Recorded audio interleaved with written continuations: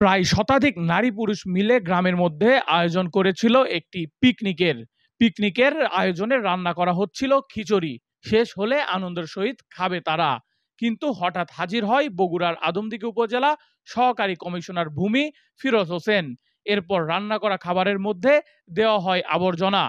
অভিযোগ, এসিল্যান্ডের ফিরোজ হোসেনের নির্দেশে তার গাড়ির চালক হজরত আলীর রান্না করা খাবারের মধ্যে ছাগলের বিষ্ঠা সহ বিভিন্ন ময়লা আবর্জনা ছিটিয়ে দেয়। ঘটনাটি ঘটেছে গত রবিবার ১৯ মে মধ্যরাতে উপজেলার সদর ইউনিয়নের কেশরতা গ্রামে। এ ঘটনায় মিশ্র প্রতিক্রিয়া দেখা দিয়েছে জনমনে।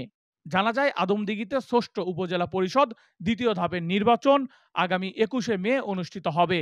নির্বাচন উপলক্ষে আচরণবিধির বিষয়ে উপজেলার বিভিন্ন এলাকায় ডিউটি করছিলেন উপজেলা সহকারী কমিশনার ভূমি ফিরোজ হোসেন। রবিবার রাতে সদর ইউনিয়নের কেশরতা গ্রামে কিছু শতাধিক ব্যক্তি নারী পুরুষ মিলে পিকনিকের আয়োজন করে। সেখানে আনারস প্রতীকের সমর্থক একই এলাকার সাধারণ ভোটারগণ একত্রিত হয়ে খিচুড়ি পাক করছিলেন খাওয়ার জন্য। সহকারী কমিশনার ভূমি ফিরোজ হোসেন রাস্তা দিয়ে যাওয়ার সময় অনেক লোকজন দেখে গাড়ি থামিয়ে তাদেরকে জিজ্ঞাসাবাদ করেন।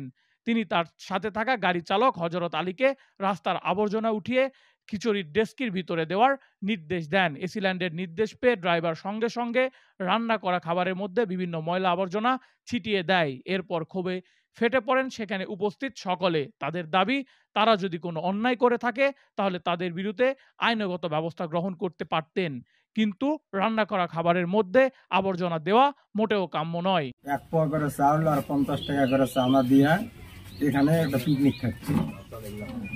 এই রাত ১১টার দিকে হঠাৎ করে এসেছিলেন কিছু পুলিশ টুলিশ নিয়ে আসে, ওই বলছে যে ভোটের খাওয়া হচ্ছে নাকি। তো ছেলেবেলে বলছে না, আমরা এখানে চাঁদা দিয়ে খাচ্ছি। তো চাঁদার চাপ দেখানো হলো, দেখানোর পর ওরা ওখানে চোখের পারে চোখে আগে পানি ঢেলা দিল। দেওয়ার পরে এসিলেন ওখানে হুকুম করলো যে কিছু ময়লা আবর্জনা তুলে ওই ড্যাকের মধ্যে দাও, যতজন খাতে আর পারে না। তখন ড্যাকের মধ্যে ময়লা আবর্জনা দিয়ে ওখানে একটা হাতা দিয়ে পাক দিয়ে ওরা চলে গেল। আমার জীবনে এক মুঠ ধান জমির থেকে আবাদ করে নিয়ে আসা কত যে মানে পরিশ্রম, সেটা কৃষকই বোঝে। উনি এই খাবারটা কিভাবে নষ্ট করে দিয়ে গেল, আমার জীবনে তো আমি এরকম দেখিনি।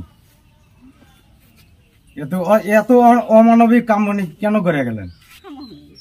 তারপরে শুনি তো হয়তো পুলিশ আসে আবর্জনা টিনি তুলে ঘাটা ফেলে দিছে, আর খাওয়া হলো না কিছু। এ ঘটনার বিষয়ে জানার জন্য একাধিকবার ফোন ও খুদে বার্তা পাঠালেও কোনো সাড়া দেয়নি সহকারী কমিশনার ভূমি ফিরোজ হোসেন। আর ঘটনাটি জানতে চাইলে উপজেলা নির্বাহী অফিসার রুমানা আফরোজ মুঠোফোনে বলেন, নির্বাচন শেষে